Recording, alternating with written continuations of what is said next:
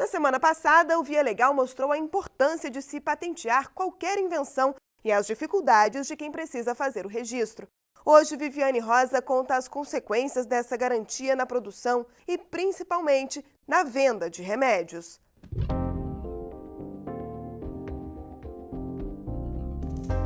Seis anos atrás, este psicólogo que luta contra a leucemia foi orientado a usar um remédio que custa R$10 mil.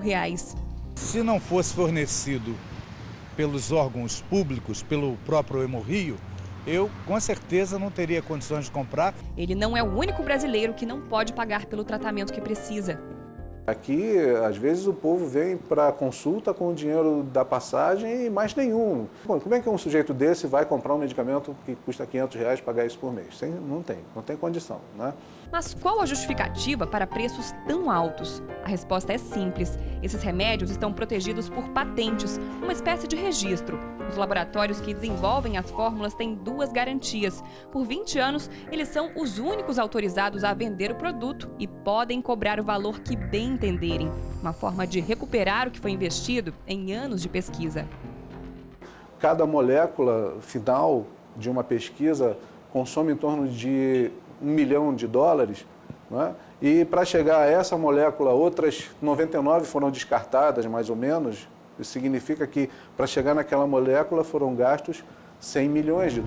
Além de caro, o processo é difícil e demorado. Dona Clotildes nem imagina quanto trabalho está por trás dos comprimidos que evitam o cansaço, a tontura e a falta de ar.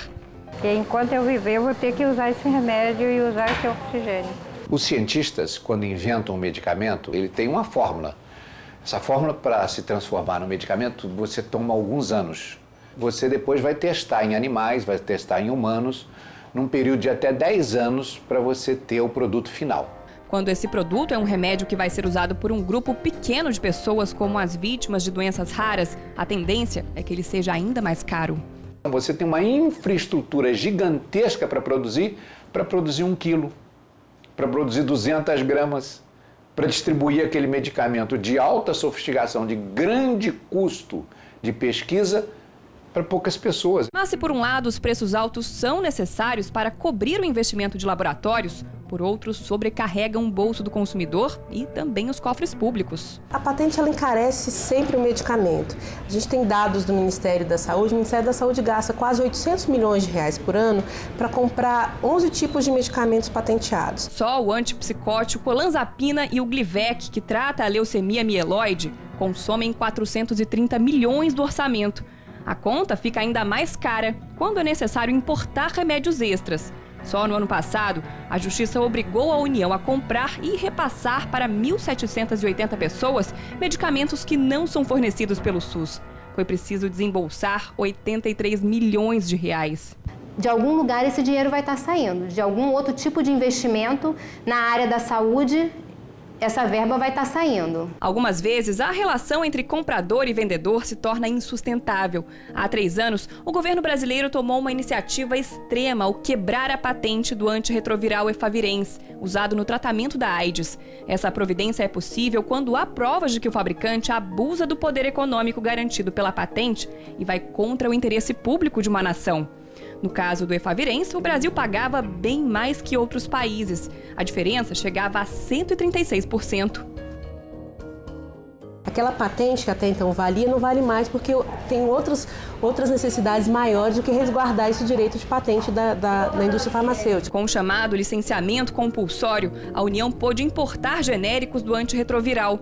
A economia deve chegar a $30 milhões até 2012. É que esse tipo de remédio custa bem menos que os originais. No Brasil, os genéricos costumam ser pelo menos 35% mais baratos.